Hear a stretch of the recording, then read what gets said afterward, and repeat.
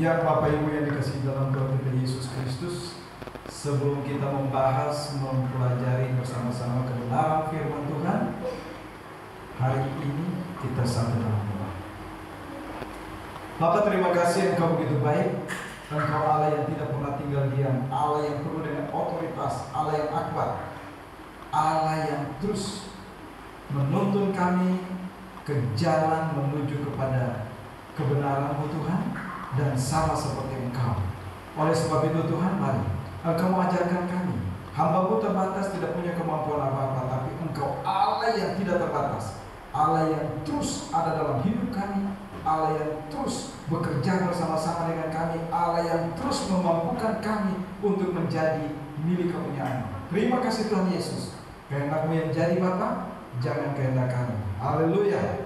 Amin. Baik Bapak Ibu, tema besar kita masih tetap Yesus ada.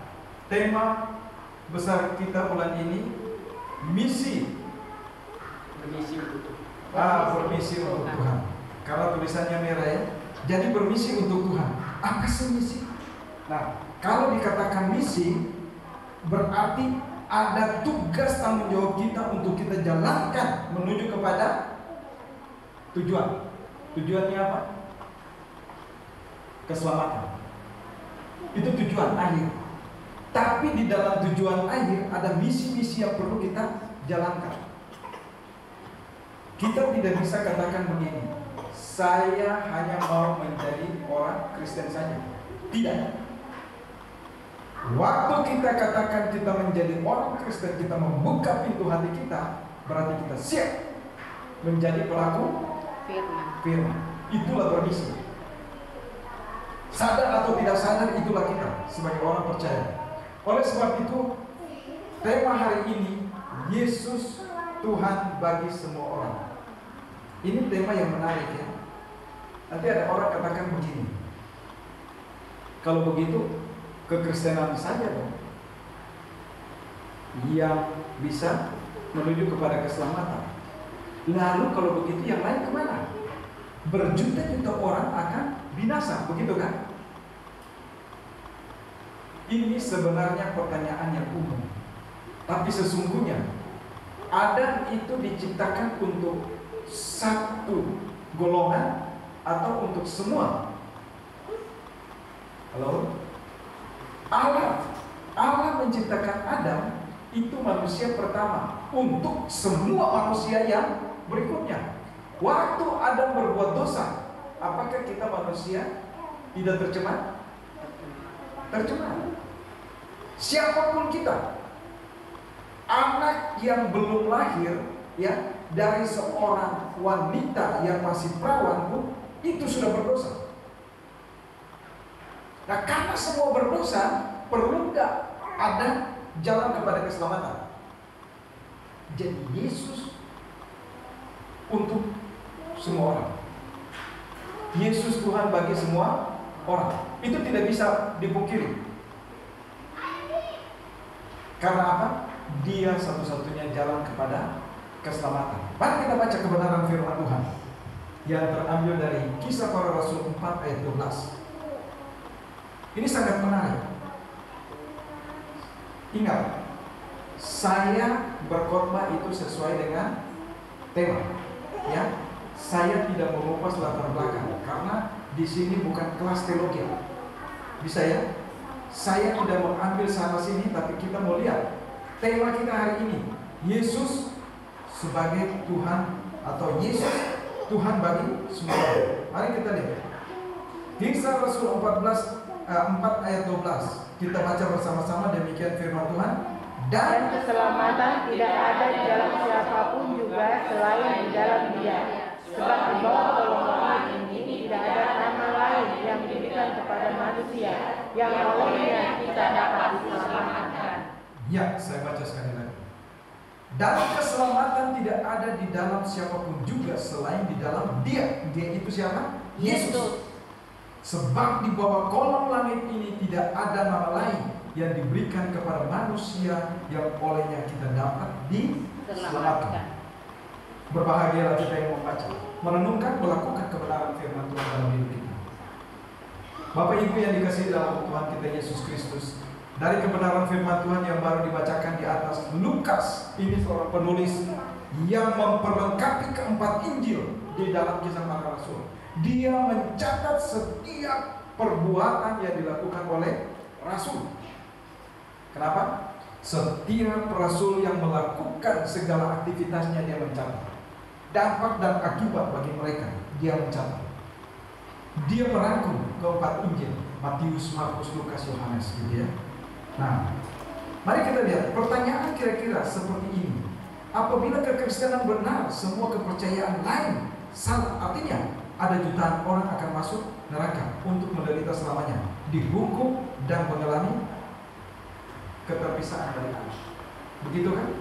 Nah, bagaimana mungkin Allah mengasihi, membiarkan hal itu terjadi? Katanya Allah itu kasih. Tapi kenapa ini bisa terjadi? Ingat, kalau Allah cuma kasih, di mana ketegasannya? Ingat loh, Allah itu bukan manusia. Allah menciptakan manusia, manusia tidak pernah bisa menuntut apa yang ingin Allah lakukan kepada dia. Tapi kita manusia harus tunduk di bawah otoritas Allah yang menciptakan manusia. Sekarang contohnya, kalau saya ada di salah satu perusahaan, atasannya, ownernya tegaskan buat saya begini, begitu, saya mesti lakukan begini, begitu atau tidak? Saya harus lakukan dengan job yang sudah diberikan. Mampu tidak mampu, saya harus berusaha. Begitu kan? Atau semaunya gue? Kalau semaunya gue, ownernya katakan apa?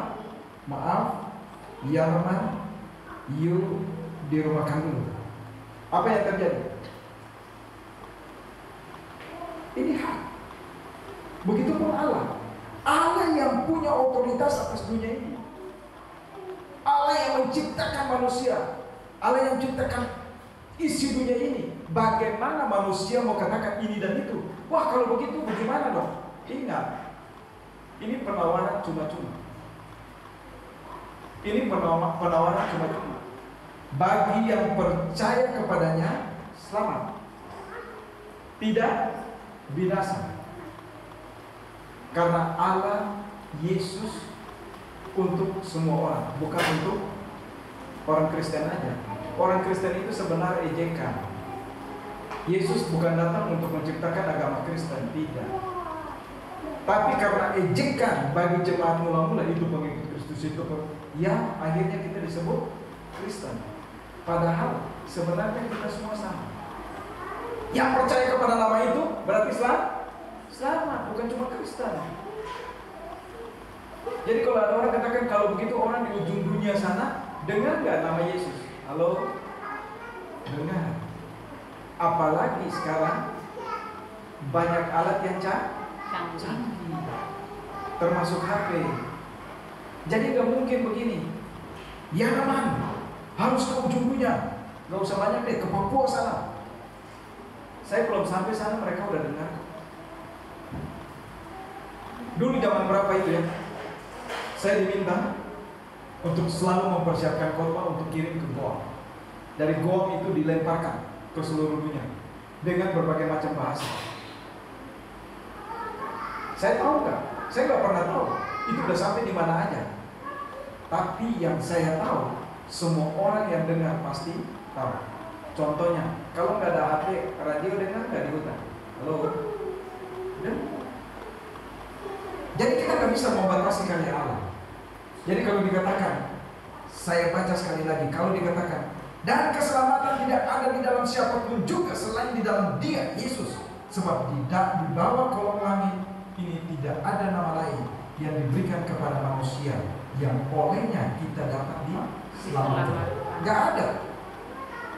Bapak Ibu, ini kisah ini sangat menarik. Oleh sebab itu, pertanyaan di atas itu pertanyaan yang umum, yang sesungguhnya banyak kali kita temukan. Oleh karena itu, kalau kita temukan pertanyaan seperti itu, jangan pernah kita katakan, oh iya ya, kalau begitu nggak adil juga. Tidak, Allah itu adil. Allah itu adil. Dia kasih dan dia juga punya ketegasan. Dia kasih. Dia memberikan, dan waktu dia ciptakan manusia, dia berikan pilihan. Ingat, berbuat baik. Berbuat baik, kamu akan memiliki keselamatan. Waktu Allah ciptakan Adam dan Hawa, waktu dikatakan jangan makan buah pohon ini, Allah melindungi gak pohon itu? Halo? Melindungi. Nanti baca lagi ya kejadiannya. Allah memberikan hak bebas. Pohon itu tidak dijaga, gitu ya. Silakan. Ada pohon durian, ada pohon apel. Ingat, yang dimakan manusia itu bukan apel. Maka itu saya bingung kalau apel tuh digambar ada yang sumbing dikit gitu ya, bekas gigitan. Bukan. Itu buah pengetahuan baik dan jahat. Jadi waktu kamu makan, kamu akan mati. Itu aja. Itu rambunya. Allah tidak pernah memberikan pakal yang khusus, tidak memberikan malaikat untuk menjaga, tidak. Tapi Allah memberikan apa? Pilihan. Karena hak bebas. Bisa ya? Nah, dari sini awalnya manusia jatuh ke dalam dosa. Oleh sebab itu harus ada yang menyelamatkan. Umpamanya, kalau saya yang teman tercebur dalam sumur, bagaimana saya bisa naik? Harus ada yang menyelamatkan. Halo, harus ada yang dari atas yang mengulurkan tali atau tangga atau apa saja untuk menyelamatkan saya, kan? Kalau nggak ada orang bagaimana? 1 kali 24 jam, game over. Nah, oleh sebab itu Allah tahu tujuan ciptaan manusia itu kembali lagi kepada Dia. Waktu kita jatuh ke dalam dosa, Dia mengulurkan tangan. Mau nggak? Cuma-cuma. Karena ingat, waktu Dia kita ciptakan manusia penuh dengan kasih. Tinggal pilihan. Mau atau tidak mau, silakan. Waktu kamu makan, kamu akan mati. Itu aja perkataannya. Dia nggak buat ada ranjau, ada ini, enggak. Silakan. Kalau zaman dahulu, kalau saya suka ke gunung-gunung ya, itu saya bingung. Gunung memang nggak dijaga, itu ya buah-buahan. Tapi waktu ada orang yang masuk dan ambil, orang itu putar-putar aja di situ. Kita pikir dia lagi nari. Begitu yang punya datang, oh, kamu maksudnya baik atau tidak baik nih? Ini ternyata maksud kamu tidak baik. Kalau maksud kamu baik, kamu udah pulang. Kamu udah berapa lama? 3 hari, coba. Bisa ya? Berarti adalah ranjau. Bisa ya? Ranjau yang gak kelihatan. Tapi Yesus tidak pernah membuat ranjau bagi kita. Allah tidak pernah membuat. Silakan, makan mati. Jadi dengan hak bebas ini, manusia pilih merontak dari Allah. Tidak lagi taat. Maka itu sekarang penawaran cuma-cuma. Yesus jalan kepada keselamatan. Yesus adalah Tuhan bagi semua orang. Mau tidak mau, itu pilihan bagi kita. Gak mau? Silakan. Berarti tetap ada di dalam dosa. Dosa berarti apa? Hukuman. Roma 6 ayat 23 adalah upah dosa mau. Itu dia. Oleh sebab itu mari kita lihat dari kebenaran firman Tuhan ini. Sangat jelas. Manusia tidak bisa berkata, gak bisa Tuhan, saya mau begini. Nah ini, banyak kali kita mengatur Tuhan dengan doa kita. Contohnya, Tuhan, saya mau hari ini saya pasang togel dan saya untung banyak. Kalau saya untung banyak Tuhan, saya mau berikan kepadamu Tuhan. Amin. Hati-hati. Ingat, perkataan kita yang kecil itu, waduh, bahaya. Ingat, kita cuma main-main sama Tuhan, tapi buat Tuhan itu bukan main. Sebab firman Tuhan katakan dari mulut satu itu keluar berkat atau kutuk. Udah, itu aja. Apalagi sumpah di atas Alkitab. Aduh, Mama Mia. Wih, bahaya ya. Terus pakai mimbar lagi sumpah-sumpah. Aduh. Waduh, kalau ada hamba Tuhan yang kayak begitu, maaf Bapak Ibu, lebih baik mari datang ke Elsyama. Tuhan ada di sini. Bisa ya? Ingat, ini gak boleh. Jemaat Tuhan ini punya Tuhan. Bagaimana kita mau seenaknya ngomong di hadapan jemaat? Ini saksi.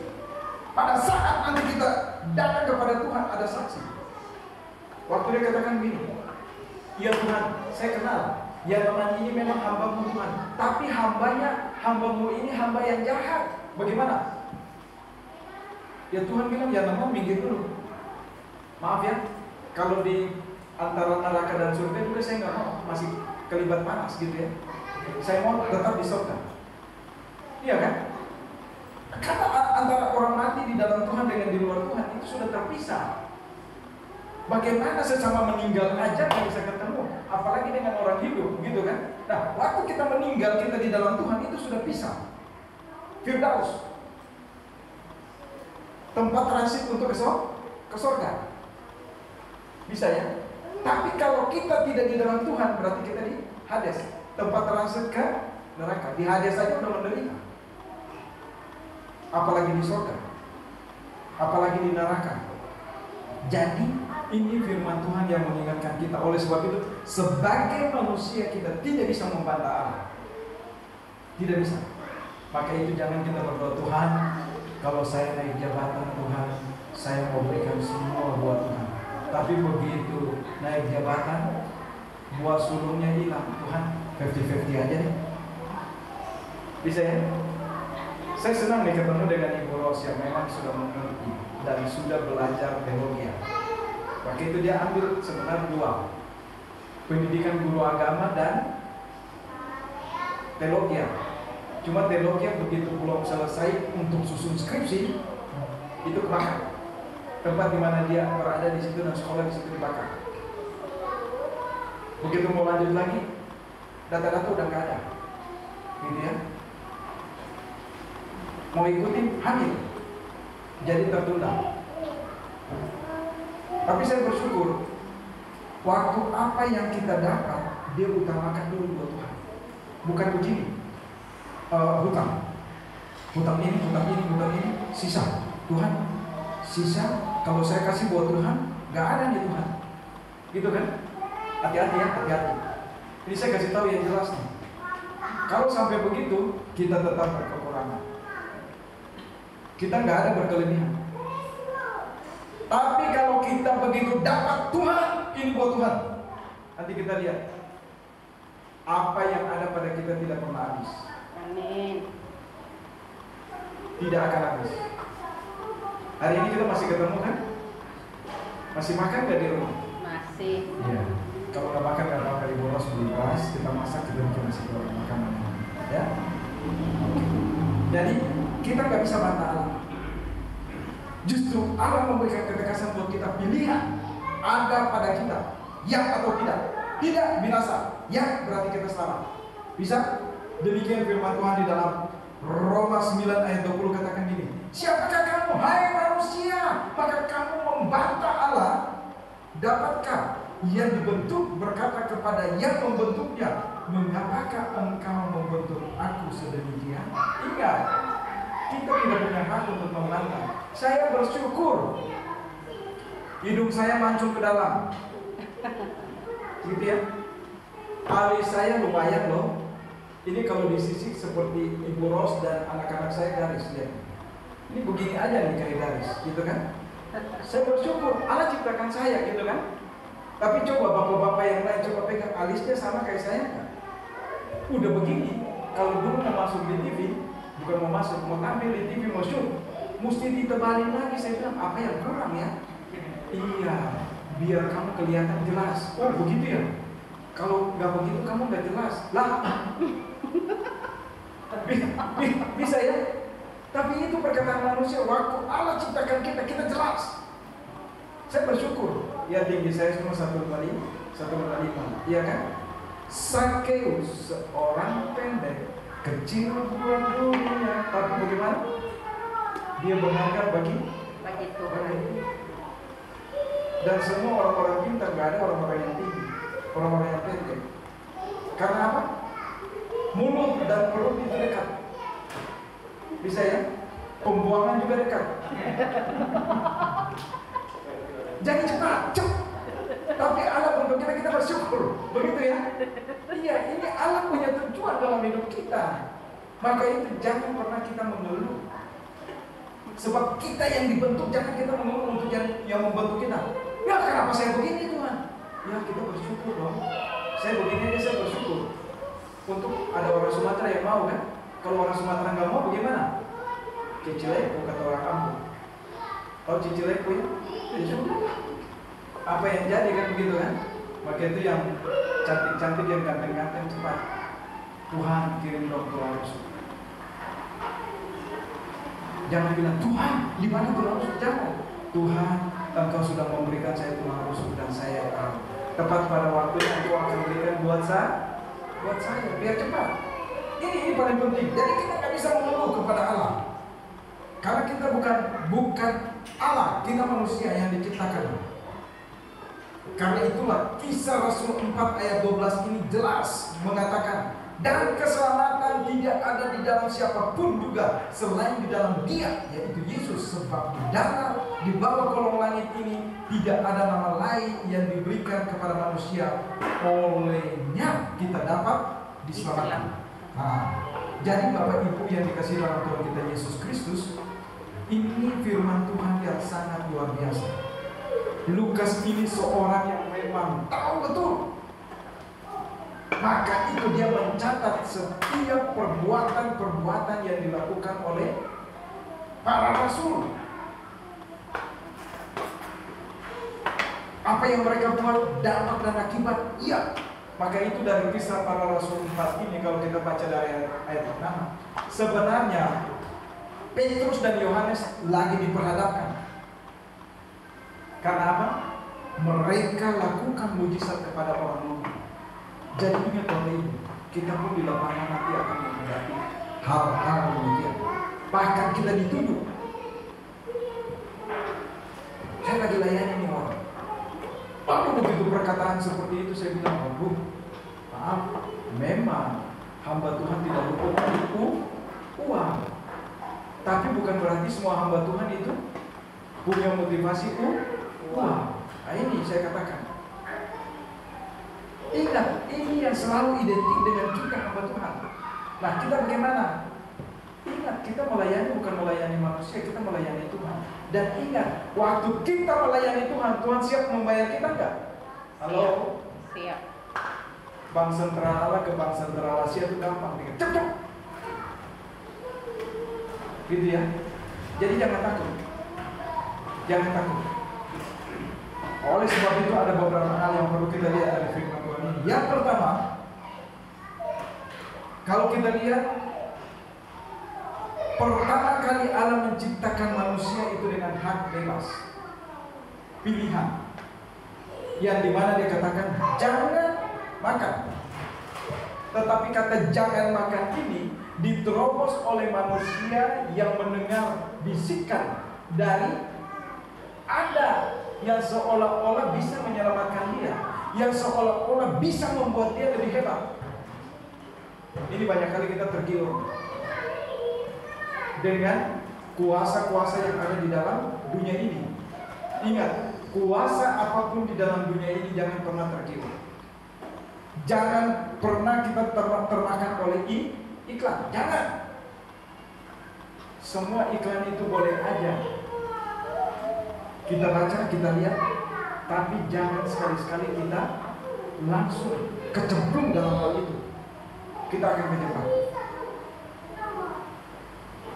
Tapi kalau kita percaya kepada satu-satunya yang dikatakan jangan, ya jangan. Tapi inilah manusia dengan hak bebas, dia menerobos kata jangan itu, dan dia memilih apa? Dosa. Dari satu orang dosa masuk ke dalam mana? Bisa ya? Dari satu orang dosa masuk ke dalam dunia. Ini yang membuat Allah melihat manusia itu menjadi sedih. Karena Allah menciptakan manusia itu satu-satunya untuk dapat bersama-sama dengan Allah. Ingat, Allah tidak pernah dapat memuji dan memuliakan dirinya. Maka itu Allah menciptakan manusia untuk manusia siap memuji dan memuliakan dirinya. Maka itu pada saat kita nanti ada di dalam surga, kita tidak akan masak lagi, tidak butuh makan, tidak butuh pakaian. Tapi yang kita butuh hanya apa? Pujian bagi Allah, memuliakan namanya. Itu pekerjaan yang memang dari waktu ke waktu dan tidak ada habis-habisnya. Tidak ada lagi malam, tidak ada lagi capek, tapi bersama-sama dengan Tuhan. Itu yang Allah butuhkan. Tetapi karena manusia melawan kodrat Allah, dosa. Nah, kalau manusia berdosa, siapa yang bisa menyelamatkan? Gak ada. Gak ada. Lalu kalau kita tetap pilihan Allah di dalam dosa, siap binasa. Gak ada pilihan lain. Jadi jangan pernah katakan Allah gak adil. Allah adil. Mau supaya selamat, hidup dalam Yesus. Gak mau selamat di luar Yesus. Itu saja. Ini yang pertama. Yang kedua, dikatakan begini. Allah menaruh belas kasihannya kepada mereka yang percaya kepadanya. Ingat ya, ini ayat ini kalau dari Kisah Rasul 4 ayat 12 sama seperti Yohanes 3 ayat 16. Karena begitu besar kasih Allah akan dunia ini sehingga Ia mengaruniakan anaknya yang tunggal. Nah, kalau Dia mengasihi dunia ini, Dia mengasihi Bapak, Ibu, Saudara, dan saya, orang-orang di sekitar kita. Jadi bagaimana kita bermisi untuk menyatakan bahwa Yesus adalah Tuhan bagi semua manusia? Apakah perlu dengan kata-kata? Itu yang pertama. Tapi yang paling penting hal yang kedua, dengan sikap hidup kita. Bagaimana kita menjadi surat Kristus yang terbuka. Waktu orang melihat kita ada kasih di sana, itu yang paling penting. Karena ingat, karena begitu besar kasih Allah akan dunia. Nah, waktu saya sudah diselamatkan, saya tidak boleh ego. Keselamatan bukan milik saya pribadi, tapi milik semua. Ini hal yang kedua, yang paling penting. Nyatakan itu di dalam sikap kita. Kalau saya sudah diselamatkan, perlu malas-malas enggak? Tidak. Saya satu orang yang paling pemalu. Saya satu orang yang tidak bisa berbicara. Saya satu orang yang tidak mau ketemu dengan banyak orang. Tapi begitu saya diselamatkan, Bapak Ibu tahu, keluarga pun bingung. Ya teman, kamu ini kayak perempuan mulutnya. Karena apa? Yang selalu merocos itu kebenaran di rumah Tuhan. Bahkan kalau ada acara keluarga terkumpul, takut minggir semua, takut ditunjuk doa. Oke, saya sampaikan renungan, tapi siapa yang mau ngomong? Udah kamu. Coba. Dulu nggak bisa. Jangankan sampaikan renungan, berdoa saja nggak bisa. Ini nyata. Tetapi waktu diubah, nah kita berubah. Itu dengan sendirinya, tanpa kita sadari kita melakukan misi bagi Tuhan. Tanpa kita sadari kita menjadi contoh dan teladan hidup sebagai manusia Allah. Tanpa kita sadari bahwa kita hidup bersama-sama dengan Yesus. Ingat, kata Kristen berarti Kristus ada dalam saya. Ini bermisi. Nah, kalau kita mau bermisi bagi Tuhan, semua bisa katakan Tuhan ini, Tuhan itu. Tapi ingat ya, untuk menuju kepada keselamatan cuma satu jalan. Kalau orang mau ke Roma, banyak jalan. Tapi kalau mau ke surga, hanya satu-satunya. Yohanes 14 ayat 6 katakan apa? Akulah jalan kebenaran dan hidup. Barang siapa yang mau datang kepada Bapa Allah di surga, harus melalui Yesus. Di luar Yesus tidak ada jalan. Satu-satunya jalan, pesawat khusus, hanya Yesus Kristus. Dan lebih jelas, Dia dari Nazaret, mati di kayu salib bagi Bapak Ibu Saudara dan sama. Ini yang kedua. Yang ketiga,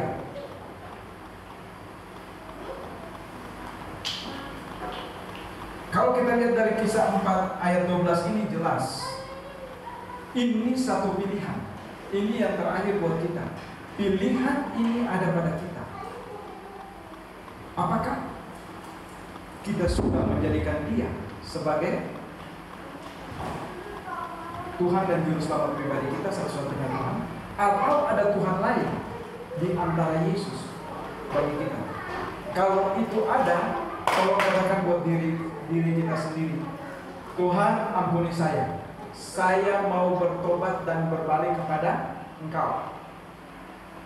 Cari hamba Tuhan yang kita percayakan, masuk dalam pemulihan, biar kita beres. Karena waktu kita beres dengan Allah, kita tidak lagi ego kepada diri kita. Kita dapat menjadi saksi bagi, bermisi bagi Tuhan untuk menyelamatkan orang lain. Karena Kristus satu-satunya jalan itu dia adalah Allah. Dia tidak pernah ego. Dia bukan cuma buat Tuhan orang Kristen, bukan. Dia datang ke dalam dunia ini bukan buat orang Kristen. Kata Kristen itu diciptakan oleh ejekan bagi jemaat mula-mula, itu saja. Tetapi sesungguhnya dia datang buat seisi dunia yang sudah tercela. Roma 3 ayat 23. Semua orang telah berdosa. Gak bisa kita katakan kita telah berdosa. Semua orang sudah berdosa. Waktu kita mengambil keputusan memiliki Yesus sebagai Tuhan dan Juru Selamat, kita diselamatkan. Yang gak mau, minggir. Pilihan ada pada kita. Waktu kita memilih pertama, kita menjadi apa? Kedua, kita memiliki otoritas dan kuasa. Ketiga, hubungan kita dengan Allah diperbaharui.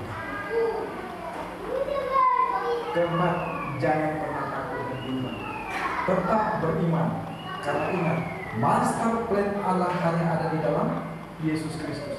Di luar Yesus tidak ada master plan Allah. Amin. Mari kita tutup kepala dan kita berdoa. Bapak, terima kasih. Biarlah kebenaran firman-Mu tetap dilengkapi oleh karya-Mu Tuhan. Hamba-Mu terbatas, tidak punya kemampuan apa-apa, tapi biarlah kehendak-Mu yang jadi. Oleh sebab itu kami tahu Tuhan bahwa lewat kebenaran firman-Mu jelas bagi kami Tuhan bahwa Engkau satu-satunya Tuhan bagi semua manusia. Tidak ada nama lain yang dapat menyelamatkan manusia dari hukuman maut. Karena itu Tuhan, Engkau mengirimkan anak-Mu Yesus Kristus dari Nazaret untuk menjadi Tuhan bagi setiap orang yang percaya kepadanya. Dia tidak binasa melainkan mendapat hidup yang kekal. Terima kasih Tuhan Yesus. Kehendak-Mu yang jadi Bapa, jangan tinggalkan kami. Haleluya. Amin.